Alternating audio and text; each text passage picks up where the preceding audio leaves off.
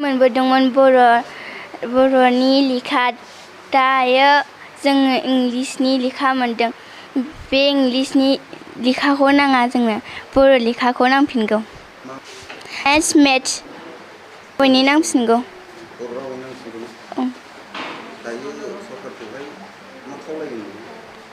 जोंनो बर' रावखौनो नांफिनगौ समाव फरायसुला फरायसुलिफोरनि बे बिजों सोलायनायनि गेजेराव जोंनि मोनदांथियाव जों बेखौनो नुनो मोनदों जे गिबियावनो बर' रावै फरायबोनानै दा हरखाबै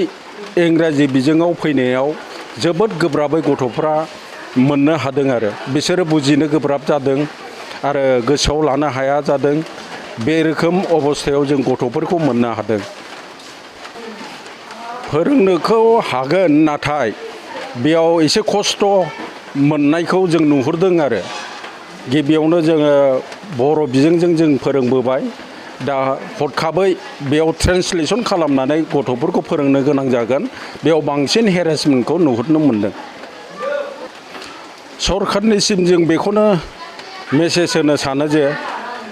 जेरैबायदि गिबियावनो जोंहा बर' बिजोंजों फरायबोनाय गथ'फ्रा दा बे इंराजि बिजोङाव फरायनांगौ खस्थ' मोनदों ओरैनोबाबो जोंहा साबजेक्ट हिसाबै इंराजिया दंखायो आरो बेजों लोगोसे हिन्दीया दंखायो बे लोगोसे थांफाखागोन बेनिखायनो बै माखासे साबजेक्टफोरखौ जेन बर'जोंनो